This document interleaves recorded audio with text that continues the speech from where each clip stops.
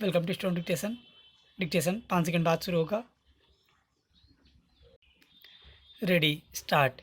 देश में कोविड-19 महामारी के शुरुआती दौर में जब स्वास्थ्यकर्मियों और अन्य जरूरी सेवाओं में कार्यरत कर्मचारियों के साथ दुर्व्यवहार की घटनाएं सामने आ रही थीं, हम इस बात से चिंतित थे कि सरकारें ऐसे लोगों के साथ सख्ती से क्यों नहीं पेश आ रही।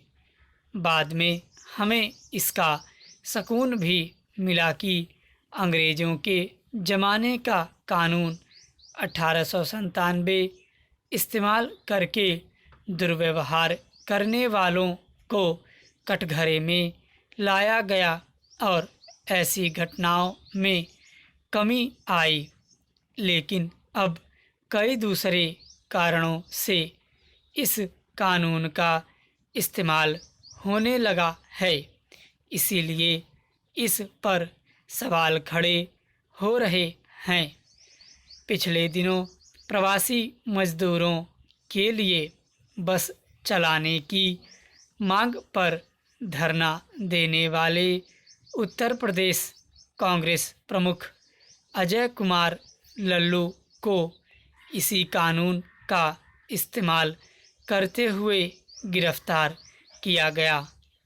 बेंगलुरु में एक इंजीनियर पर बीमारी छिपाने के आरोप में मामला दर्ज किया गया, तो मुंबई में अपने सोशल मीडिया पोस्ट के कारण एक पत्रकार को अशांति फैलाने के आरोप में गिरफ्तार कर लिया गया।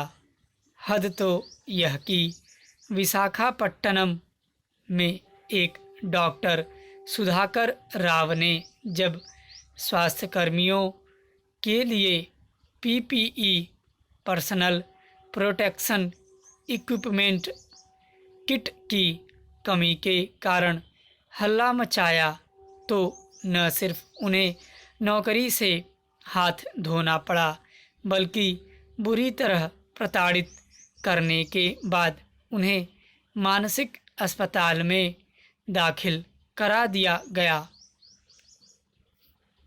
इसमें कोई दो राय नहीं कि कोविड-19 जैसी महामारी से निपटने के लिए संक्रमित लोगों की पहचान और उनकी कड़ी निगरानी जरूरी है, लेकिन ऐसा करने के तरीकों में समय के साथ बदलाव की भी दरकार है।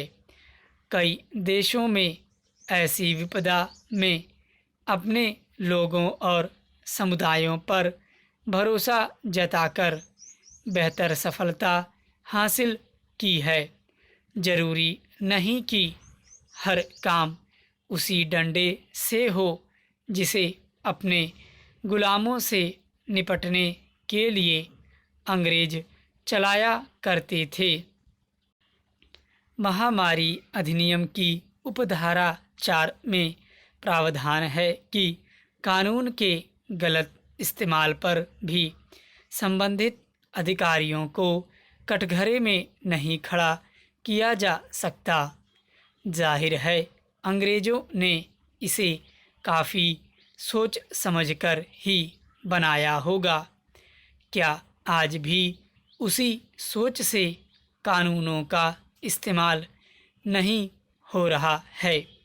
महामारी कानून के साथ आपदा प्रबंधन कानून और सीआरपीसी की धारा 144 को मिला दिया जाए तो यह नया हथियार बन जाता है, जिससे अपने आलोचकों का मुंह बंद करना आसान है। गुजरात में एक पत्रकार पर इसलिए इन कानूनों का इस्तेमाल किया गया कि उसने कोविड-19 से निपटने में नाकाम रहने पर भाजपा हाईकमान द्वारा मुख्यमंत्री विजय रूपाणी को हटाने की आशंका जताई थी।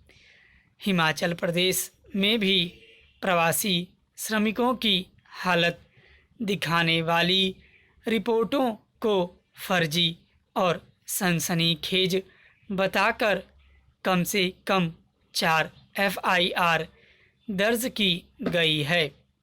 हमारे राजनीतिक नेतृत्व को यह मालूम हुआ कि 1897 में प्लेग से निपटने में नाकाम ब्रिटिश हुकूमत की आलोचना करने पर बाल गंगाधर तिलक पर देशद्रोह का मुकदमा चलाया गया था।